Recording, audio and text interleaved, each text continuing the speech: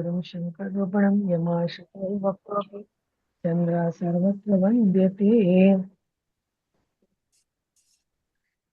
प्रजापतिर्वा एषो अग्रे अतिष्ठत् स नारमतैकः स आत्मानम् अभिध्यायत् बहविः प्रजा असृजत् अस्य एव आत्मप्रबुद्धा अप्राणा स्थाणुः इव तिष्ठमाना अपश्यत् स नारमत सो अमन्यत् एतासां प्रतिबोधनायाभ्यन्तरं प्राविशानीत्यथ स वायुम् इव आत्मानं कृत्वा अभ्यन्तरं प्राविशत् स एको नाविशत् स पंचधा आत्मानं प्रविभज्य उच्यते यः प्राणो अपानः समान उदानो व्यान इति। ब्रह्मा जी ने कहा, हे महर्षि, सर्वप्रथम एकमात्र प्रजापति ही एकाकी रूप में थे। वे अकेले रमण नहीं कर सके, नहीं स्वयं को संतुष्ट नहीं कर सके। तब उन्होंने अपनी आत्मा का ध्यान किया। इसके फलस्वरूप उन्होंने विभिन्न रूपों में प्रजा का सृजन किया। अपने द्वारा उत्पन्न किए हुए प्राणी उन्हें यानी उनको स्वयं को निष्प्राण एवं खंभे की भांति निश्चेष्ट मालूम पड़े। उनके अंदर कोई चेष्टा नहीं थी। तदनंतर उन्होंने विचार किया, मैंने ऐसी उस क्रिया ज्ञान और शक्ति से रहित प्रजा को देखकर उन्होंने विचार किया कि इस प्रजा को सचेतन करने के लिए मैं इनके अंतःकरण में प्रविष्ट करूं। ऐसा सोचकर उन्होंने स्वयं को वायु रूप में परिणत करके उन सभी में वो प्रविष्ट हो गए। जो अपने द्वारा उत्पन्न किए हुए प्राणी थे उनमें प्रविष्ट हो गए। वे एक होते हुए भी 5 रूपों में विभक्त हो गए, जो प्राण, अपान, समान, उदान और व्यान के नाम से जाने गए। यानी ये जितने भी प्राण हैं उपनिषद के अनुसार वो सभी ब्रह्मा के ही रूप हैं। अथ यह अयम ऊर्ध्वम उत्क्रामति इति एषा वाव स प्राणोऽथ यो अयम वांचम संक्रांतम मत्येष वाव सो अपानो अथ यो अयम यह अयम स्तविष्टम अन्न धातुम अपाने स्थापयति अनिष्टम च अंगे अंगे समम नयति एषा वाव स समानो अथ यो अयम पीताशितम उद्गिरति निगिरतीति चैषा वाव स उदानो अथ ये नैताः शिरा अनुव्याप्ता एष वाव स व्यानः। कहते हैं जो ऊर्ध्व की ओर गमन करता है वह प्राण कहलाता है, जो नीचे की ओर जाता है वह अपान कहलाता है। जो अत्यंत स्थूल अन्न एवं धातु को पाचन तंत्र यानी ऊर्जा को ऊर्जा के माध्यम से अपान में प्रतिष्ठित कराता है तथा सूक्ष्म रूप से अंग प्रत्यंग में समान रूप से पहुंचे जाए कहते हैं। जो खाए पिए पदार्थ को उगलता और निगलता है, उद्गिरति निगिरति, जो उगलता और निगलता है उसे उदान कहते हैं। और जिस वायु से समस्त नाड़ियां परिपूर्ण है, अनुव्याप्ता परिपूर्ण है, वही व्यान कहलाता है। अथोपांशु अंतर्यामी अभिभवति अंतर्यामी उपांशु उपांशुम अतयोः अंतराले चौषुण्यम प्रास्रवद दौष्ण्यम स पुरुषो अथ पुरुष अथ यह पुरुषः सः अग्निर्वैश्वानर अपि अन्यत्र अपि उक्तम अयम अग्निः वैश्वानरो यः अयम अंतः पुरुषो येन इदम अन्नम पच्यते यद इदम अद्यते अद्यते मीन्स खाता है तस्य एष घोषो भवति यद एतत् कर्णौ विधाय शृणोति सयदोत क्रमिष्यन् भवति न एनम घोषम शृणोति। जो समीप रहते हुए भी अंतर्यामी यानी अंतरिक्ष को जानने वाला है तथा जो एक प्रहर के अंतराल में पराभव कर देता है, ऐसे उन दोनों के मध्य में जो उष्णता बरसती है वह उष्णता ही पुरुष है। इसके बारे में बाबूजी बहुत अच्छा बता रहे थे। जो पुरुष है वही वैश्वानर नामक अग्नि है। अन्यत्र यह भी कहा गया है कि अंतःकरण में विद्यमान पुरुष ही वैश्वानर रूप अग्नि पुरुष के नाम से जाना जाता है। इस वैश्वानर रूप अग्नि से खाया हुआ भोजन पचता है, जो ग्रहण किया गया है उसी का शब्द अंतःकरण में सुनाई पड़ता है। कानों को बंद करने पर यही ध्वनि अंदर से आती हुई सुनाई पड़ती है। जब शरीर से प्राणों के निकलने का समय होता है तब यह ध्वनि स्पष्ट रूप से सुनाई नहीं पड़ती। कुछ यही बात गुरुदेव ने स्वर विज्ञान में लिखी है कि जब मृत्यु का समय नजदीक आता है तो क्या क्या ध्वनियां सुनाई नहीं देती है। स वा एष पंचधा आत्मानं प्रविभज्य निहितो गुहायां मनोमयः प्राणशरीरो बहुरूपः सत्य संकल्प आत्मा इति स वा एषो अस्य हृदन्तरे तिष्ठन् कृतार्थो अमन्यतार्थानि तत् स्वानि इमानि भित्तोदितः पंचभिः रश्मिभिः विषयानन्ति इति बुद्धि इंद्रियाणि यानि इमानि एतानि अन्यस्य रश्मयः कर्मेन्द्रियाणि अस्य हयारथः शरीरं मनो नियन्ता प्रकृतिं प्रकृतिमयो अस्य प्रतोदनेन खलु ईरितं परिभ्रमति इदं शरीरं चक्रम इव मृते च न इदं शरीरं चेतनवत् प्रतिष्ठापितं प्रचोदयिता च एष अस्य इति। यह वह प्रजापति रूपी आत्मा स्वयं ही अपने को 5 भागों में विभक्त करके हृदय रूपी गुफा क्षेत्र में प्रतिष्ठित है। यही आत्मा मनोमय रूप में, प्राणमय रूप में एवं तेजोमय रूप में, संकल्प रूप में तथा आकाशात्म रूप में अवस्थित है। ये सारे हम लोग पंचकोश पढ़ रहे हैं। इस प्रकार यह आत्मा हृदय प्रदेश में स्थित रहते हुए इंद्रियों का अनुभव न करता हुआ स्वयं को अकृतार्थ अनुभव करने लगा। तदनंतर यानी उसके बाद अपने आप को कृत कृत्य करने हेतु पांचों द्वारों यानी इंद्रियों का वेदन करके प्रादुर्भूत हुआ। ये 5 द्वार ही श्रोत्र आदि 5 इंद्रियों के रूप में परिणत हो गए जिनसे वह विषयों का उपभोग करता है। ये पांचों ज्ञानेन्द्रियां लगाम है तथा 5 कर्मेंद्रियां घोड़े हैं। ये भगवान कृष्ण गीता में बहुत अच्छे से बताए हैं। पांचों ज्ञानेन्द्रियां लगाम है और 5 कर्मेंद्रियां घोड़े हैं। शरीर को रथ एवं मन को सारथी की संज्ञा प्रदान की गई है और स्वभाव को चाबुक कहा गया है, यानी प्रकृति को चाबुक कहा गया। हालांकि प्रकृति से ज्यादा अच्छा शब्द स्वभाव ही है।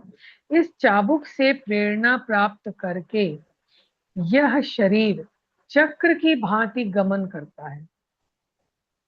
इस प्रकार यह आत्मा ही इस शरीर को सचेतन बनाए हुए तथा इसे प्रेरित करता रहता है।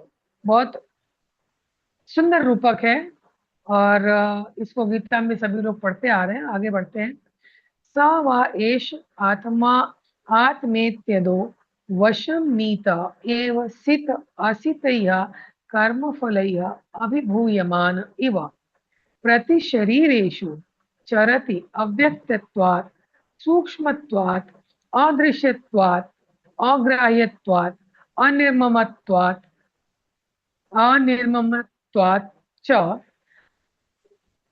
च नवस्थो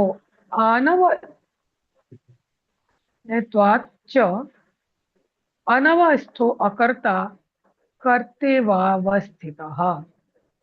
ऐसा प्रतीत होता है कि यह आत्मा ही शरीर के वशीभूत होकर शुभ अशुभ कर्मों के फल स्वरूप सितासितैया शुभ अशुभ कर्मों के फल स्वरूप बंधन में फंस गया है। इसी कारण वह आत्मा विविध शरीरों में संचरित होता रहता है। ये ऐसा प्रतीत होता है, परंतु चिंतन करने पर ऐसा प्रतीत होता है कि वास्तव में वह अव्यक्त, सूक्ष्म, अदृश्य, अग्राह्य, ममता से रहित एवं अवस्था से रहित है। अनावस्था अवस्था से रहित, यानी जागृत स्वप्न सुषुप्ति से रहित है, अतः वह आत्मा अकर्ता होते हुए भी कर्ता रूप में प्रतीत होता है। बहुत बहुत ही सही बात बताई गई है। स व एष शुद्धः स्थिरः अचलः अलेपः अव्यग्रः निष्क्रियः प्रेक्षकवत् अवस्थितः स्वस्य चरितभुगुणमयेन पटेन आत्मानम् अंतर्ध्याय अवस्थितः इति अवस्थितः इति। यह आत्मा शुद्ध, स्थिर, अचल, निर्लिप्त, उद्विग्नता रहित, निष्क्रिय, दृष्टा की भांति रहते हुए अपने द्वारा किए गए कर्मों के फल का उपभोग करता हुआ सा प्रतीत होता है। साथ ही यह भी प्रतीत होता है कि उस आत्मा ने अपने रूप को 3 गुणों सत रज तम रूपी वस्त्र द्वारा आच्छादित कर रखा है। बड़ा इसको तो समझाने के लिए हेमलता दीदी का या किरण चावला दीदी का सहारा लेना पड़ेगा। समझने के लिए काफी, बट समझाने के लिए शब्द नहीं है मेरे पास। थोड़ा थोड़ा ही समझ पाए हैं, पूरे से समझ जाए तो समझा लेंगे। क्या तृतीय प्रपाठ का पढ़ना है? इसको समझ लेते हैं। जब आपने बोल ही दिया कि इतना कठिन लग रहा है तो फिर पहले समझ लेते हैं, फिर अगर समय बचेगा तो हम आगे चल पड़ेंगे। जी, हम सीधे ही चलते हैं हेमलता दीदी के पास। दीदी, हमें इसको बहुत ही सुंदर है। यहाँ पे लगाम, चाकू, चाबुक, रथ, रथी सभी के बारे में बताया गया है, तो हम पहले इसको समझ लेते हैं। तो चलते हैं दीदी के पास। जी दीदी, हेमलता दीदी। हाँ जी जी दीदी, हरिओम। जी, प्रणाम दीदी। प्रणाम सभी को। जी दीदी, प्रयास करते हैं।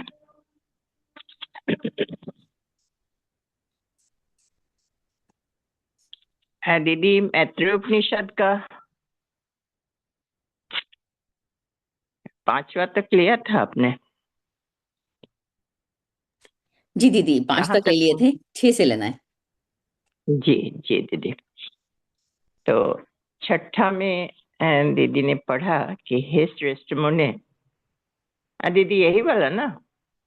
हे श्रेष्ठ मुने, मात्र मनुष्य ही नहीं बल्कि असुर, गंधर्व, यक्ष, राक्षस, भूत समुदाय, पिशाच, सर्प ग्रह और उपग्रह आदि को भी हम विनष्ट होते हुए देखते हैं। दीदी यहाँ तो पर है, कल जो यहाँ पे ब्रह्मा जी ने, यहाँ पे स्क्रीन पे दिख रहा है आपको 386 पे नंबर पे ये ब्रह्मा जी ने कहा, हे महर्षि, सर्वप्रथम एकमात्र प्रजापति ही एकाकी रूप में थे। यहाँ पर हैं हम लोग। जी जी दीदी, तो कल हम लोग द्वितीय प्रपाठक में का 5 पढ़े थे, 5 तक। तो 5 तक में यही बताया गया था कि वह आत्मा सूक्ष्म है, अग्राह्य है, अदृश्य है। इस कारण इसे पुरुष नाम की संज्ञा द्वारा जाना जाता है। यह आत्मा अपने एक अंश से इस शरीर में अनेक प्रयोजन के अभाव में भी बुद्धि पूर्वक सतत आते रहता है, और सोते हुए को भी वह युक्ति पूर्वक बोध कराते हुए चैतन्य रूप से सभी प्राणियों में प्रतिष्ठित होता है। सोने के बाद भी जब सो जाता है व्यक्ति, तो सोने के बाद भी वह नहीं सोता है, वही प्रत्येक शरीर में क्षेत्रज्ञ के रूप में प्रतिष्ठित होता है। तो क्षेत्रज्ञ रथरथी जो गीता में हम लोगों ने पढ़ा हुआ है, तो वही प्रकाश है, संकल्प है, प्रयास है, अहंकार है और लिंग है, और प्रजापति के रूप में समस्त विश्व को देखने वाला है। तो उसी को चेतन से शरीर चैतन्य युक्त है, और वही इस शरीर को क्रियान्वय हेतु प्रेरित करता है, क्रिया करने हेतु चलाता है। तो वालखिल्य ने पुनः प्रश्न किया था, ये प्रश्नोत्तरी चल रहा था वालखिल्य का। हे भगवान, यह आत्मा अखंड होने पर भी किस तरह अंश रूप में यहाँ स्थिर है?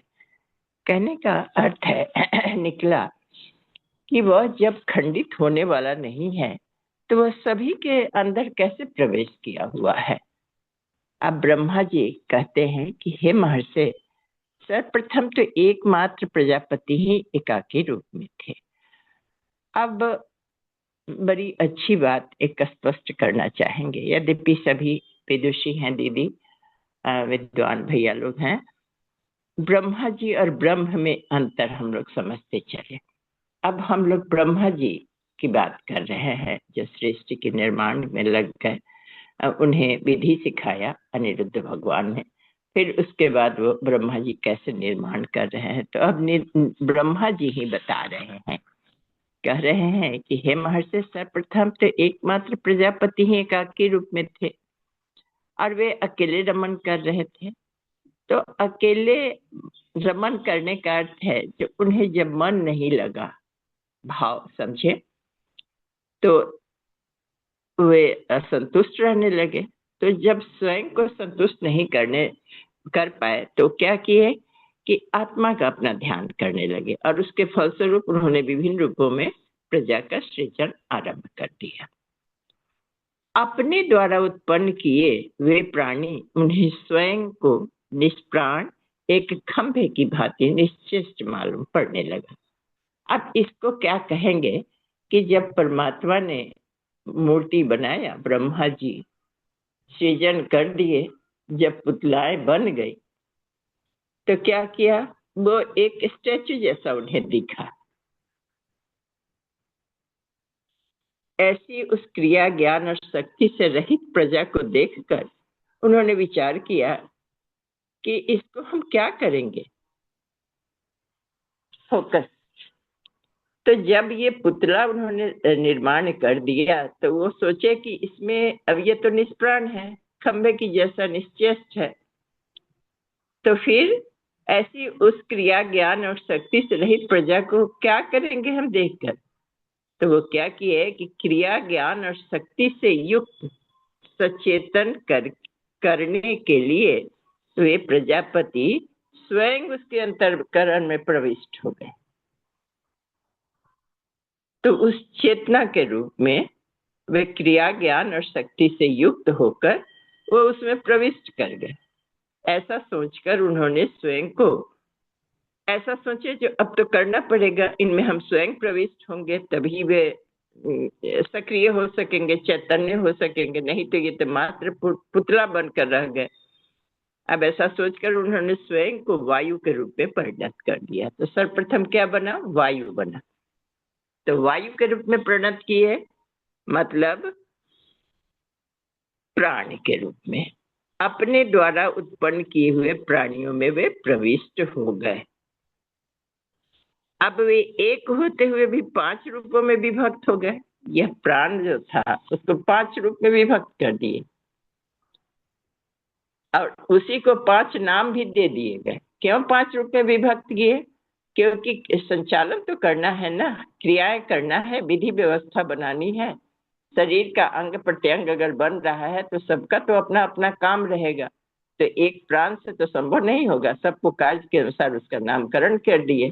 तो कार्य का बंटवारा किए तो प्राण को 5 भागों में बांट दिए। तो अपान, समान, उदान और व्यान के रूप में वे जाने गए। तभी इस बात को आप लोग जानते हैं, व्यान, अपान, व्यान, प्राण, प्राण, व्यान, अपान, समान और उदान सभी को पता है। तो ये जो ऊर्ध्व की ओर गमन करता है वह प्राण कहलाता है। स्थान भी उसका हृदय चक्र पर है। हम अपनी ओर से इस बात को इसलिए रखेंगे जो इससे हम आपका ध्यान उन अंगों पे, उन स्थानों पे जाता रहेगा और वो याद रहेगा। ये ऐसी ही गति है, वैसे आप सभी जानते हैं इस बात को। तो ऊपर की ओर जो गमन करता है वह प्राण कहलाता है। हृदय स्थान पर इसका प्राण नाग का स्थान है। 5 प्राण में अपने को विभक्त किया। और यह भी हम जानते हैं कि प्रत्येक के साथ एक सहयोगी रहता है, मतलब एक पुरुषवाचक हो जाता है, फिर एक स्त्रीवाचक हो जाता है। तो पूर्ण प्राण, बृहद प्राण और लघु प्राण की संज्ञा भी बट गई उनमें। तो प्राण वाला स्थान जो था ऊर्ध्वगमन करने वाला, वह प्राण और नाग का स्थान बना। नाग उसका सहयोगी हो गया और वह प्राण कहलाया। जो नीचे की ओर जाता है अपान है। ये मूलाधार चक्र के पास जिसका स्थान आता है तो वो अपान से जाना जाने लगा, और अपान का सहयोगी कूर्म हो गया, जो अत्यंत स्थूल है। अन्न एवं धातु को पाचन तंत्र ऊर्जा के माध्यम से प्रतिष्ठित करता है। अपान मतलब जिससे गर्मी उत्पन्न होती है शरीर में, जो पाचन क्रिया करने में सक्षम होता है, पाचन क्रिया जिसके माध्यम से होता है, जो स्थूल रूप है, तो वो उसको समान कहा गया। सूक्ष्म रूप से अंग प्रत्यंग में समान रूप से पहुंच जाए, उसे समान कहते हैं। जो खाए पिए पदार्थ को उगलता है और निगलता है। अब ये कंठ में स्थान आ गया उदान का। ये जो हम खाते हैं तो उसी के सहयोग से वह अंदर जाता है, निगल पाते हैं हम कंठ से।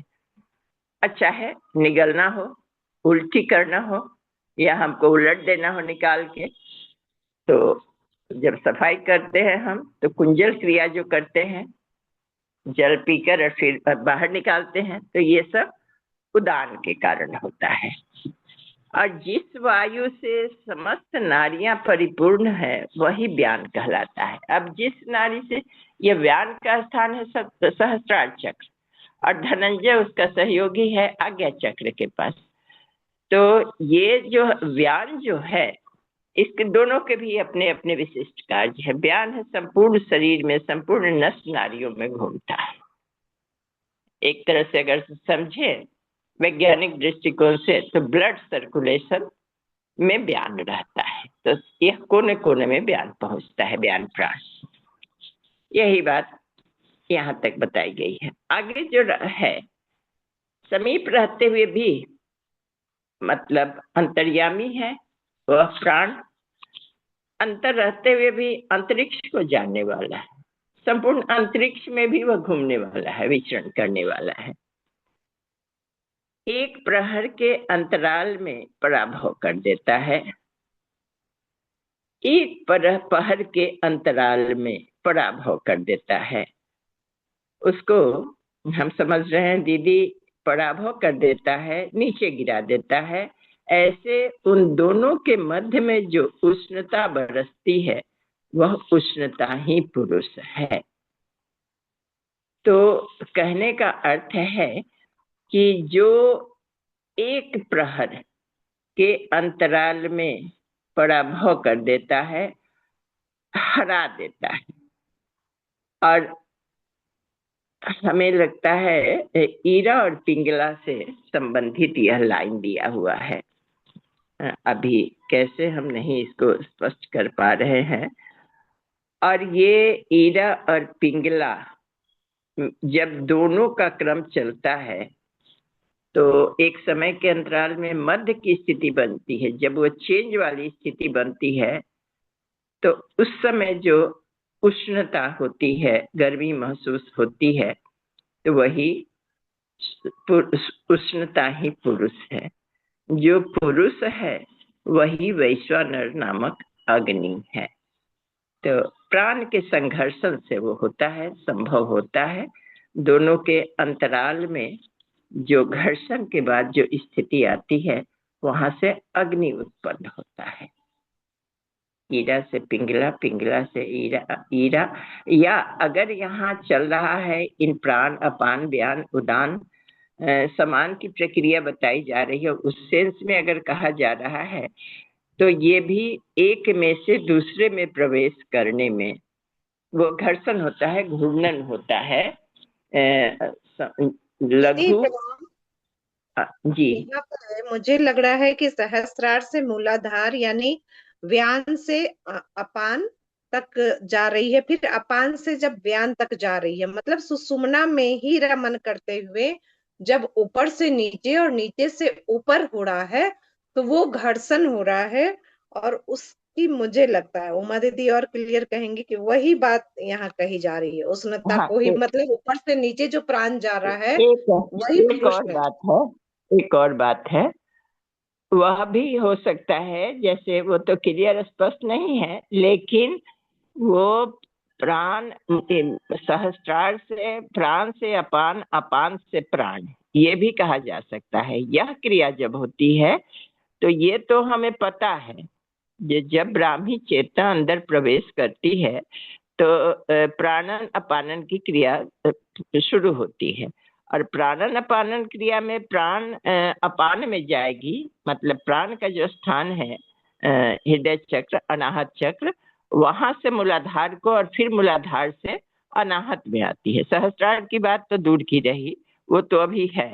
तो जैसे हंस क्रिया करते हैं, तो हंस क्रिया में तो फिर वो घर्षण से जो ध्वनि उत्पन्न होती है तो उस ध्वनि को ओंकार कहते हैं, ओम कहते हैं। इसको कई जगह हम लोगों ने पढ़ा है इस तरह से। लेकिन इस तरह से भी पढ़ा गया है कि ईरा से पिंगला और पिंगला से ईरा में जब ये जाना होता है, जब ये नाड़ियां चलती रहती है, ईरा नाड़ी पिंगला नाड़ी, और वो मध्य का जो मिलन स्थान होता है, जिस समय वो मिलता है तो वो बिजली जैसी कौंधती है, और वहाँ वही उष्णता को पुरुष, वही भगवत दर्शन कहा जाता है। ऐसा भी कहीं कहीं किसी आचार्य ने बताया हुआ है। तो पता नहीं, अब इसको और दीदी किरण दीदी इस पर प्रकाश डालेंगी। तो यह उष्णा कहने का मतलब है जो प्राण के संघर्षण से ये अग्नि की उत्पत्ति होती है, उष्णता की उत्पत्ति होती है, और वही उस संघर्षण को, उसी उष्णता को पुरुष कहा जाता है। और बड़ा सुंदर, ये ज्यादा सुटेबल हमें लग रहा है कि अगर इतना ही हम लोग रखे, जो प्राण के संघर्षण से, उन प्राण के संघर्षण से अग्नि की उत्पत्ति होती है, उष्णता बरसने लगती है, और उसी उष्णता को पुरुष कहते हैं। और जो पुरुष है, वह पुरुष जो है वही वैश्वानर नामक अग्नि है। यहाँ से तो हम लोग समझ रहे हैं जो वैश्वानर वही है। अन्यत्र भी यह कहा गया है कि अंतःकरण में विद्यमान पुरुष ही वैश्वानर रूप अग्नि पुरुष के नाम से जाना जाता है। ऋग्वेद में भी लिखा हुआ है। क्या लिखा हुआ है कि अंतःकरण में विद्यमान पुरुष ही वैश्वानर अग्नि के रूप में, अग्नि पुरुष के रूप में जाना जाता है। इस वैश्वानर रूप अग्नि से क्या होता है कि खाया हुआ भोजन पचता है, जो ग्रहण किया गया है उसी का शब्द अंतःकरण में सुनाई देता है। कान बंद करने के बाद जो एक हाहाने जैसी आवाज आती है, एक घुर्नन जैसी आवाज आती है, कुछ पीसने जैसी आवाज आती है, वो वैश्वानर रूप अग्नि की आवाज सुनाई देती है। जब शरीर में से प्राण निकलने वाले होते हैं तो यह ध्वनि स्पष्ट रूप से सुनाई नहीं पड़ती है। जब मृत्यु निकट आता है तो ये घूर्णन सुनाई नहीं देता है, इस वैश्वानर अग्नि की आवाज स्पष्ट सुनाई नहीं देने लगती है। तो यह बात आई यहाँ तक। फिर यह प्रजापति रूपी आत्मा स्वयं ही अपने को 5 प्राणों में, 5 भागों में विभक्त करके हृदय रूपी गुहा में, क्षेत्र में प्रतिष्ठित हो जाते हैं। एक तो सर्वप्रथम प्राण बन गया और प्राणों के संघर्षण से अग्नि उत्पन्न हो गई, और उस अग्नि को वैश्वानर अग्नि कहा गया, और उसी को पुरुष भी कहा गया, पूर्ण पुरुष भी कह दिया गया। अब दूसरी प्रक्रिया शुरू किया प्रजापति ने। यह आत्मा स्वयं ही अपने को 5 भागों में विभक्त कर दिया। यह प्रजापति रूपी आत्मा फिर से अपने को 5 भाग में विभक्त कर दिए हृदय गुहा में रहते हुए। यही आत्मा कैसे 5 भाग में विभक्त किए? पहले तो 5 प्राण के रूप में विभक्त किए, फिर अग्नि आ गई, वैश्वानर अग्नि आ गई, और फिर ये अपने को गुहा में स्थित हो गए आत्मा के रूप में, और फिर अपने शरीर पर 5 आवरण डाल दिए। कैसे आवरण डाले? तो मनोमय कोष के रूप में, प्राणमय कोष के रूप में, तेजोमय मतलब अन्नमय कोष के रूप में, संकल्प के रूप में, संकल्प विज्ञान में कोष से संबंध रखता है, और आकाशात्म रूप में, आकाश के रूप में अवस्थित है। यहाँ तक तो हम लोग समझ गए। अब इस प्रकार यह आत्मा हृदय प्रदेश में स्थित रहते हुए इंद्रियों का अनुभव न करता हुआ स्वयं को अकृतार्थ अनुभव करने लगा। अकृतार्थ अनुभव, यहाँ पर हम ध्यान देंगे। अब यह आत्मा हृदय प्रदेश में तो स्थिर हो गया शून्य के रूप में, और इंद्रियों का अनुभव नहीं कर उसे हो रही थी उस समय, मतलब इंद्रियों में वह स्थित नहीं हुआ, तो उससे उसको अकृतज्ञता अनुभव नहीं लगा, अच्छा नहीं लगने लगा। तदंतर उसने अपने आप को कृतार्थ करने के लिए क्या किया कि पांचों इंद्रियों का वेधन कर दिया।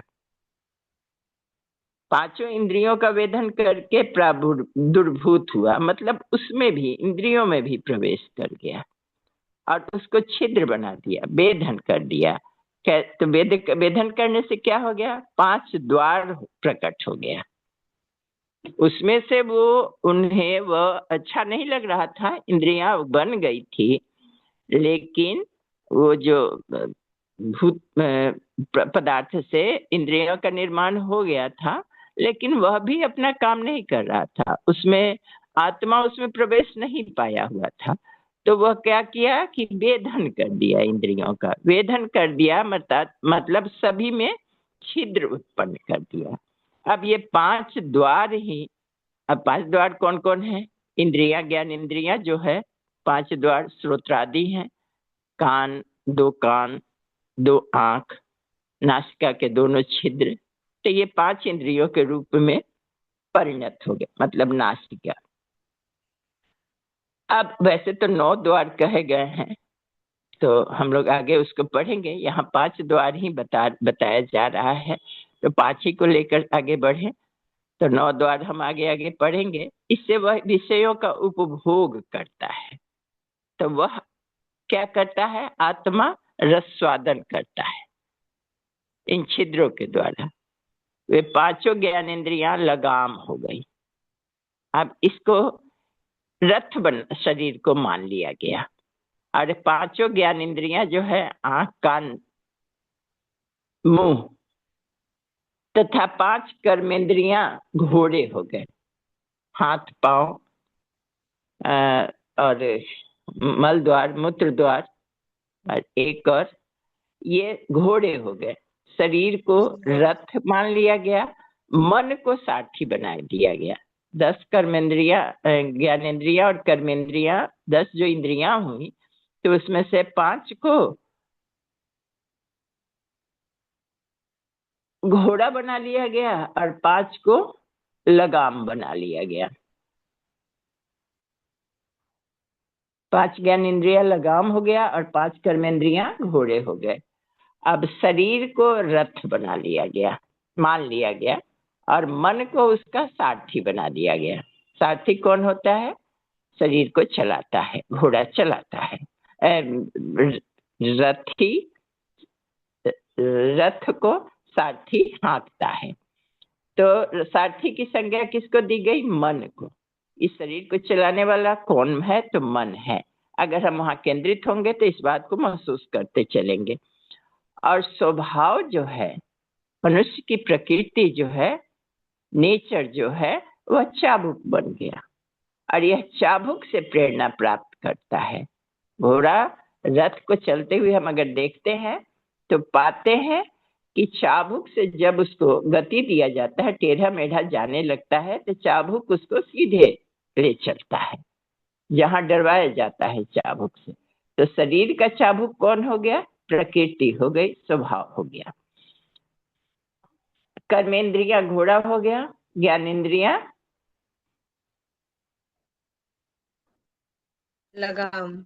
नहीं लगा, ये हो गया क्या कहते हैं, इंद्रियों के रूप में परिणत हो गए। 5 ज्ञान इंद्रिया, अच्छा 5 ज्ञान इंद्रिया लगाम हो गया और 5 कर्मेंद्रिया घोड़ा हो गया, और शरीर जो है सो ये हो गया, रथ हो गया, और मन सारथी हो गया, और प्रकृति जो है सो चाबुक हो गया।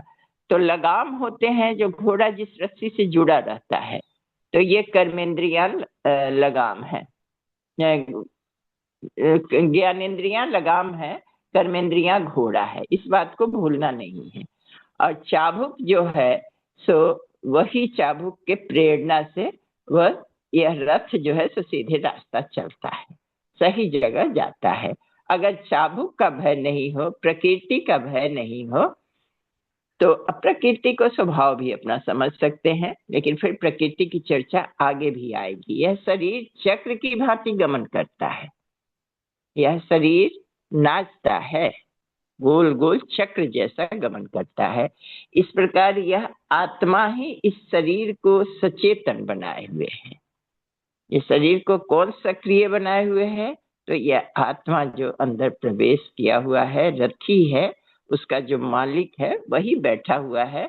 और उसी के प्रेरणा से यह शरीर के प्रत्येक जो ये पदार्थ अलग अलग भागों में बांटे गए, प्राण, अग्नि और इंद्रियां, कर्म इंद्रियां, ज्ञान इंद्रियां, मन, ये सब अपना अपना काम करते हैं। प्रेरणा कहाँ से आएगा? रथी से आएगा, आत्मा से आएगा। ऐसा प्रतीत होता है कि यह आत्मा ही शरीर के वशीभूत होकर शुभ अशुभ कर्मों के फलस्वरूप बंधन में फंस गया है। यहाँ तक तो हम यही समझ पा रहे हैं कि आत्मा ही ये सब निर्माण किया। ब्रह्मा जी जब उस पुतले में प्रवेश किए, पुतला में कोई चैतन्यता नहीं थी, कोई क्रियाएं नहीं थी, कोई सेंसेशन नहीं था, वह पुतला मात्र मिट्टी का था, पंचभूतों का था। तो फिर ब्रह्मा जी ने विचार किया कि ऐसे कैसे होगा, तो वो सक्रिय रूप से उसमें प्रवेश कर गए और प्रवेश करके सबसे पहले वायु का निर्माण किया। और वायु का मतलब प्राण बना, और प्राण को 5 भाग में बांट दिए और फिर जगह जगह पर उसको स्थानांतरित कर दिए, व्यवस्थित कर दिए। ये शरीर इसी तरह से बना। और उस व्यवस्था में क्या हुआ कि प्राणों के संघर्षण से, आने जाने से अग्नि की उत्पत्ति हुई। वह अग्नि वैश्वानर अग्नि कहा गया। तो इस तरह से बढ़ते बढ़ते अब यहाँ इस शरीर को रथ माना जा रहा है। और 5 इंद्रियां जो है सो लगाम बन गई। 5 कर्मेंद्रियां, हाथ पांव जो चला रहा है उसको। हाँ, एक और बात बीच में आई कि इंद्रियां से इनका उतना संपर्क नहीं हो रहा था आत्मा का, तो इंद्रियों का छेदन कर दिया गया और 5 द्वार बन गए, श्रोत्रादि 5 द्वार बन गए। और फिर उसके बाद ये शरीर को रथ बनाकर उसका ज्ञानेन्द्रियां, कर्मेंद्रियां को रथ, घोड़े और लगाम में बांट दिया गया। और फिर क्या हुआ, सारथी को, मन को बना दिया गया। और फिर चाबुक प्रकृति को बना दिया गया। और इस चाबुक की प्रेरणा प्राप्त करके यह शरीर चक्र की भांति गमन करने लगा। तो इस स्पष्ट इससे पता चलता है कि इस तरह से आत्मा है इस शरीर को सचेतन बनाया और बनाए हुए है, जिसके प्रेरणा से यह सारे कार्य क्रियाकलाप हो रहे हैं। यहाँ तक अगर हम समझ गए हैं तो अब यह तो देख कर लगता है कि यह आत्मा के बस में ही यह शरीर है और सारे उसके अंग प्रत्यंग हैं, और आत्मा ही सभी अच्छे बुरे कर्मों का करवाता है और बंधन का कारक बनता है, वही बंधवाता है बंधन में। अब इस कारण यह आत्मा विविध शरीरों में संचरित होता रहता है, अलग अलग योनियों में संचरित होता रहता है, परंतु चिंतन करने पर ऐसा प्रतीत होता है कि वास्तव में यह अव्यक्त, सूक्ष्म, अदृश्य, अग्राह्य, ममता से रहित एवं अवस्था, मतलब जागृत, स्वप्न, सुषुप्ति अवस्था जो रहित जो होती है उससे वह रहित है। अतः वह आत्मा अकर्ता है, और अकर्ता होते हुए भी कर्ता रूप जैसा ही प्रतीत होता है। उसने अपने को बांट दिया, लेकिन उसका जो स्वरूप है, मूल स्वरूप है, मुख्य है, वो अपने स्थान पर वही है। लेकिन आभास होता है चूंकि उसी ने अपने को इतने भागों में बांटकर और इन अंगों में पहुंचाया हुआ है, तो वह कर्ता रूप ही लगता है जो यही सब कुछ कर रहा है। अंतिम 11वें श्लोक का अर्थ यही बताता है कि यह आत्मा शुद्ध है, स्थिर, अचल है, निर्लिप्त है, उद्विग्नता रहित है, निष्पृह है, दृष्टा की भांति रहते हुए अपने द्वारा किए गए कर्मों के फल का उपभोग हुआ करता हुआ सा प्रतीत होता है। समझ ले, हम लोग अभी तक समझ गए हैं आत्मा और जीवात्मा के स्वरूप को। जैसे पक्षी के रूप में भी एक डाल पर शरीर को अगर पक्षी मान लिया, पेड़ मान लिया जाए तो, और डाली मान लिया जाए तो उस पर बैठा हुआ दो को एक साक्षी भाव से देखने वाला पक्षी जो मित्रता भाव से एक ही डाल पर रह रहा है और एक को कर्ता माने, यही क्रिया यहाँ इस रूप में बताई जा रही है इस डिस्कशन के द्वारा, ये वाद विवाद के द्वारा, कि यह ऐसा प्रतीत होता है कि वह आत्मा ने अपने रूप को उपभोग करता हुआ सा प्रतीत होता है। साथ ही यह भी प्रतीत होता है कि उस आत्मा ने अपने रूप को 3 सत रज और तम रूपी वस्त्र द्वारा भी आच्छादित कर रखा है। वास्तविकता भी है, इससे शरीर को बांध कर रखा गया है। तो आगे हम लोग तृतीय प्रपाठक जब पढ़ेंगे तो फिर आगे जानेंगे, इसका और भी खुलेगा।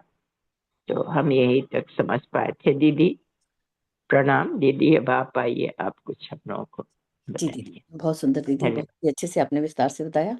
हम में से किशोरी दीदी, आप भी कुछ कहना चाहते हैं तो बोलिए, बाद में हम लेते हैं। बोलिए, आपको भी बहुत सारा आपने अध्ययन किया है, योग से नहीं जुड़े हैं दीदी, आप।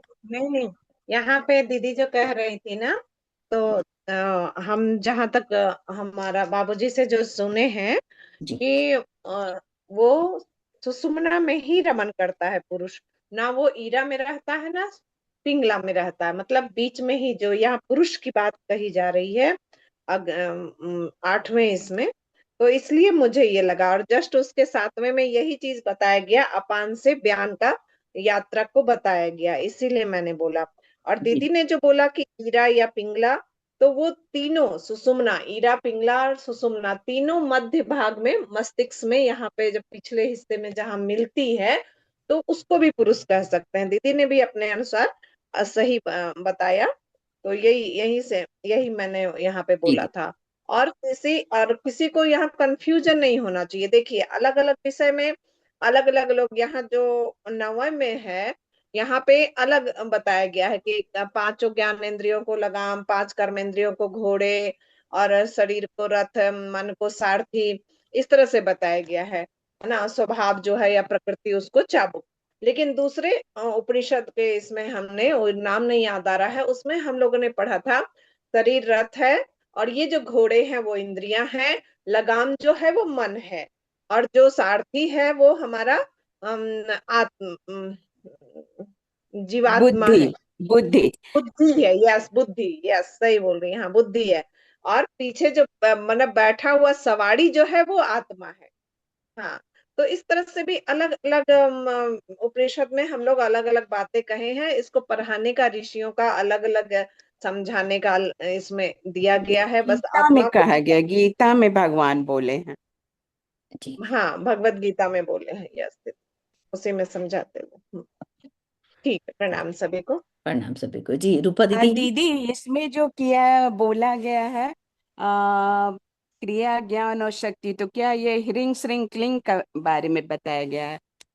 तीनों शक्तियां, या ब्रह्मा विष्णु महेश, या महालक्ष्मी महासरस्वती महाकाली? जी किसी भी रूप में समझ लो दीदी, ईड़ा पिंगला सुषुम्ना समझ लो, विष्णु ब्रह्मा विष्णु महेश समझ लो, 3 देवियों के रूप में समझ लो, किसी भी रूप में समझ लो, समझने की बात है। जी रूपा दीदी हैं क्या हमारे साथ? जी चलिए, तो यहीं तक रखते हैं आज के अध्ययन को, थोड़ी सी बातचीत करते हैं आपस में।